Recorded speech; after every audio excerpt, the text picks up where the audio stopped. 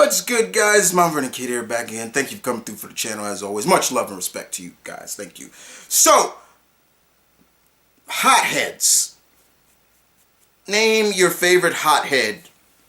You know, hotheads can be a detriment to a team, a detriment to a character trait, because in some ways, hotheads don't get the...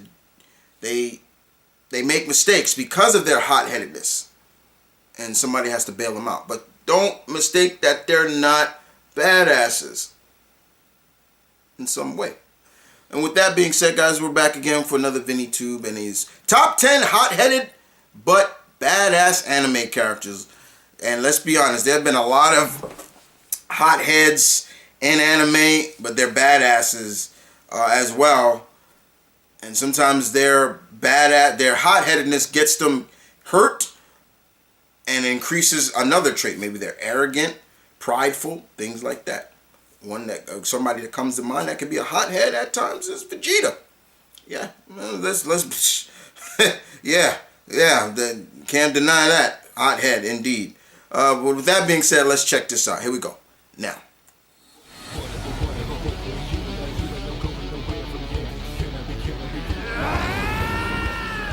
One of the most popular character archetypes floating around. It seems that in every anime involving fights, there's always one guy who erupts at the slightest provocation, never backs down, and generally drags the whole team into the mess he's recklessly made. Oh God, However, yes, people can't hothead. help but root for this guy, mainly due to how cool, strong, or otherwise badass they really are. You know the type of character I'm talking about, don't you? So here's what we're gonna do today. In this video, I'll be taking some of the most hot-headed and badass characters, putting them together, and letting you decide how they hold up against each other. With a plethora of characters to go through, let's get on with it.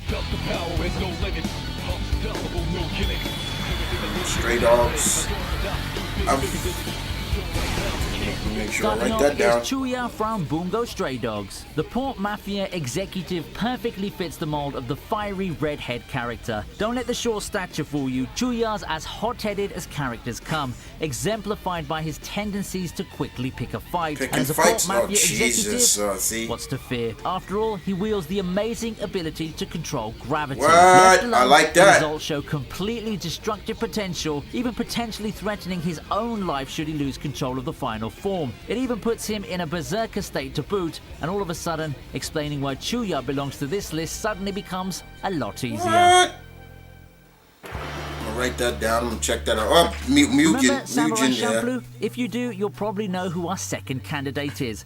Yes, sir, I'm talking about a hot-headed swordsman, Mugen. One of the three main characters, Mugen's a violent and incredibly brash rogue who's always out for a fight. A blood knight who never knows how to say no, he's one of the most combustible elements on the show. With a personality like that, you have to have the skills to back it up so you don't get your ass handed to you. Good thing that Mugen has no shortage of fighting skills and heart. Needless to say, he makes a case for the most badass character in his own show, even more so than the other characters who are on par with him in terms of strength. Where else do you see an OP swordsman fight while dancing like he does? It's not. It's more like capoeira. So.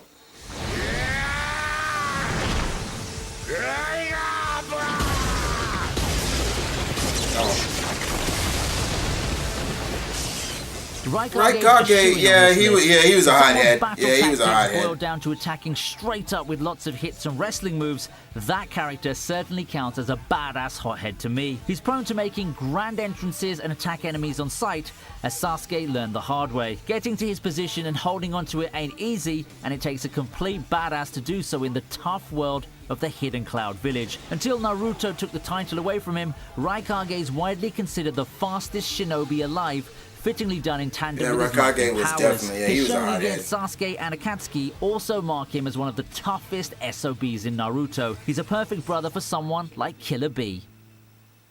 Yeah.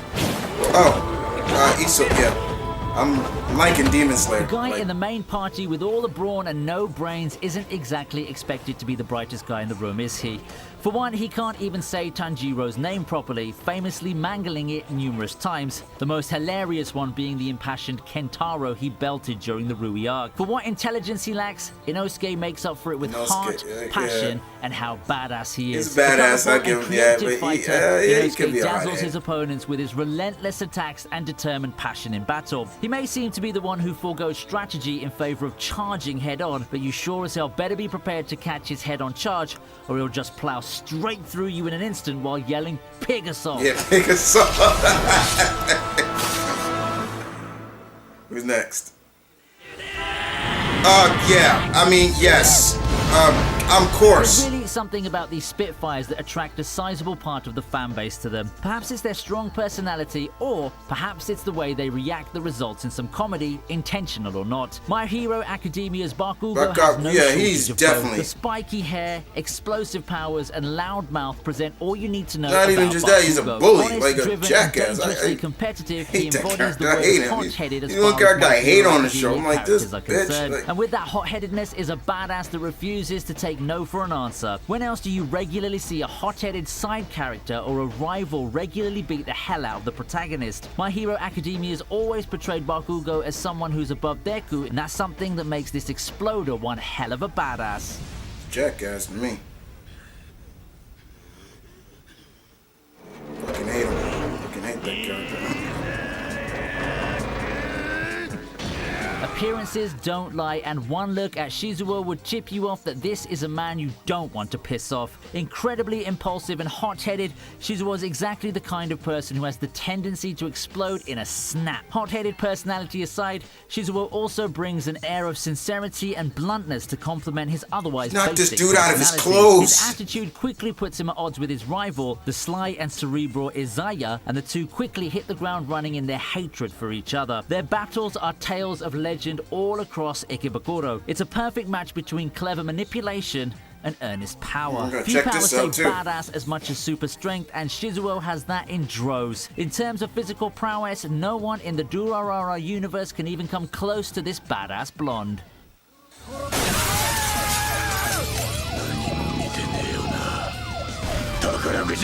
What the The fuck? ruthless vice commander of the Shinsengumis gained all sorts of notoriety. Known for a ruthless attitude, he's Gintama's epitome of a no-nonsense character. The hell? Before his meeting with Kondo, he was known as someone who often gets into fights, leaving trails of blood behind. Let's say that he hasn't completely shed off his past personality, even in the present. And that's a good thing because it's also the source of the fire that keeps him going in battle. I'd say that Hijikata's will and determination to keep going in battle is amazing. Even injuries are unable to put this guy down. my man, cut and that's that. without getting into his swordsmanship, which is among the best in the Shinsengumi and second only to Okita, making him a fitting rival of Gintoki. Okay, Kenpachi can, yeah, he can be. Kenpachi can be a little hot-headed, yeah. But scary hot-headed, yeah. He's one who's had a number of melees with the protagonist. Introducing Kenpachi for our number 3 Kenpachi, entry. definitely. Captain of the battle-hungry Squad 11 in Bleach, Kenpachi lives for battle. A blood knight that thirsts for combat, he spends most of his he fights calls them relishing the blood pain knights. and the bloodshed he both inflicts and receives.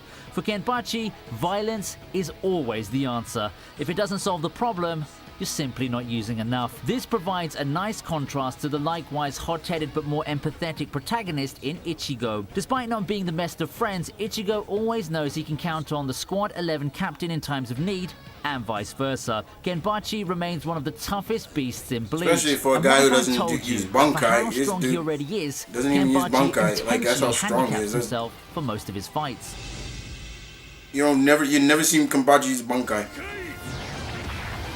Better Vegeta better be up on this. Highly Jesus competitive Christ. and an extremely driven go-getter, Vegeta easily qualifies as a hot-headed character. Damn right. The famous "It's over 9,000" scene says it all, with Vegeta crushing his scouter in sheer intensity. Even in battle, he's as intense as DBZ characters go, easily trumping his rival Goku in terms of being a combustible element. Needless to say, Vegeta's one hell of a badass character. Yeah, he jobs a fair amount of time, but those losses are mostly to the credit of even his tough tougher opponents instead of him being a poor fighter. I mean, in a vacuum, Vegeta is truly one of the best Dragon Ball has to offer. It would be tough to top Vegeta in terms of hot-headedness and badassness, but when I think about someone who could have overcome Vegeta, one name comes to mind. We gonna end it right there. Number 2, Vegeta's definitely number. I'm not even gonna argue with that. Nobody better argue with that, because Vegeta is a hothead. He's a hothead, and sometimes his hotness gets him into trouble. He don't think sometimes. My issue. I love Vegeta. Don't get me wrong, but my issue has always been that with Vegeta has always been the fact that he thinks because he's a prince that he's rogue, that makes him stronger than anybody. That's not how it goes. That's not how it goes. Just because you're a prince doesn't mean you're better than everybody else. And it took, a low level soldier, as he likes to put it, a low level Saiyajin, like he likes to put it, to beat him, to finally realize that maybe I'm not. And but we've seen it countless times. Like he's done this, but then he gets arrogant. He comes.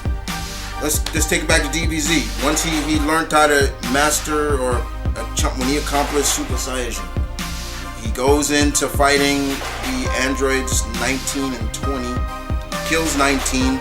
Soon as 17 and 18 come in, what next? Then what does he do? Yeah, he gets arrogant, like, because I got this power now, and then what happened? Gets his arm broken like a fool. Yeah, and it keeps going there. Next thing you know, it started with that punk ass Cell. Fuck Cell. I hate that fucker. Next thing it goes to Cell. He thought, and he got beat. And once again, Cell, it is just like, you're not thinking. I love Vegeta, but a hothead? Oh God, to the 4th power he is. He's a freaking hothead. Like, and it's glad to see that times. I'm guessing it didn't run in the family because Trunks is not that much of a hothead. But yeah, man, he's a hothead at times. Like, yeah, he's great, but he's a hothead. No doubt about it. Just saying. Anyway, guys, hope you enjoyed the video. Link in the description down below for if you want to check out number 1. But other than that, guys, take care. Peace. One love. Stay tuned. Keep it real. Deuces.